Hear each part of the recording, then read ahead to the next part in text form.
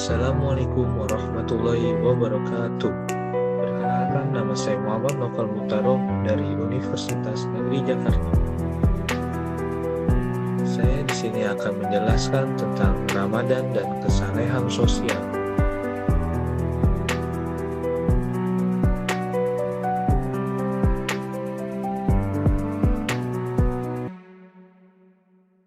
Ramadan.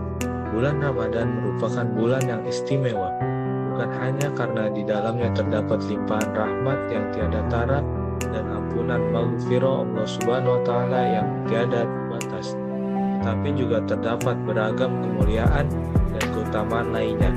Allah Subhanahu wa Ta'ala menjadikan Ramadan sebagai ladang menjemput berbagai macam pahala, karena Ramadan dihiasi dengan bervariasi amal kebaikan, baik hablum minallah maupun hablum minannas, yang mana hikmah dan kebijakannya bersifat multidimensional, tidak sebatas moral dan spiritual, tetapi juga sosial, tidak hanya membentuk kesalehan pribadi atau individual, akan tetapi juga kesalehan sosial.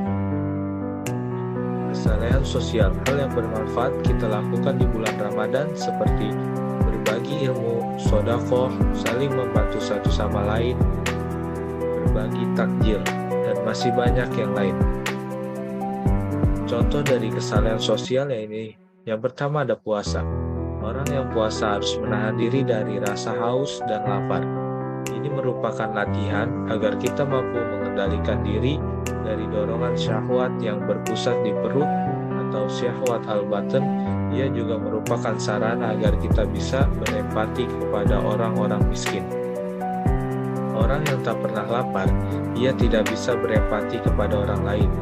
Mungkin itu sebabnya ketika malaikat Jibril alaihissalam menawarkan kepada Rasulullah SAW kekayaan melimpah atau bukit emas, beliau menolaknya seraya berkata, "Biarlah aku kenyang sehari dan lapar sehari." Kesalehan sosial tercermin dari sikap dermawan, tanggung jawab sosial, perhatian, atensi, empati, simpati kepada orang lain, terutama kepada orang-orang yang berada dalam posisi sulit dalam kehidupannya. Rasulullah SAW bersabda dalam sebuah hadis, "Laisal mu'minul lazi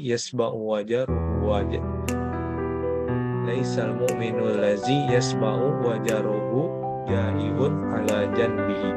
Artinya, tidak dikatakan beriman orang yang perutnya kenyang, sementara tetangganya tidak bisa tidur karena menahan lapar. Rasulullah SAW bersabda dalam hadis lainnya, "Man kana yu'minu billahi wal yawmil akhiri falyukrim jarahu." Artinya, barang siapa yang beriman kepada Allah dan hari akhir, maka muliakanlah tetangganya. Menyampaikan ilmu tentunya tidak selalu dengan ucapan, bisa juga dengan perbuatan atau tangan atau anggota tubuh lainnya sehingga bisa diamati. Bahkan bila disampaikan dengan perbuatan melalui contoh, ilmu akan lebih mudah difahami oleh orang lain. Sebab manusia bukan hanya diberikan kemampuan menyerap ilmu dengan cara mendengar, tetapi juga melihat langsung cara melakukannya. Barang siapa menyampaikan satu ilmu saja dan ada orang yang mengamalkannya, maka walaupun yang menyampaikan sudah tiada atau meninggal, ia akan tetap memperoleh pahala. Hadis riwayat Al-Bukhari. Kesimpulan, kesalehan sosial adalah nilai Islam yang melihat kepedulian seseorang terhadap kepentingan masyarakatnya sebagai bagian dari ibadah. Islam memandang ketakwaan seseorang tidak cukup ditandai oleh ritual yang bersifat individu, tapi juga ketakwaan akan lebih komprehensif atau kafah bila juga mengakomodasi kepentingan umum, bermanfaat kepada lingkungannya. Selain itu, kesalehan sosial juga mengajarkan kita untuk berempati dan bersimpati atas kekurangan yang dirasakan orang lain.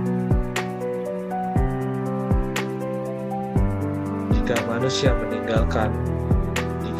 meninggal, terputuslah amalnya, kecuali 3 hal: sedekah jariah, ilmu yang bermanfaat, atau anak soleh yang berdoa untuknya. Hadis riwayat Muslim. Terima kasih. Mungkin sekian dari kelompok 2. Apabila ada kurang atau salah kata yang saya ucapkan, mohon maaf. Selebihnya, billahi taufik wal hidayah, ridho wal inayah. Wassalamualaikum warahmatullahi wabarakatuh.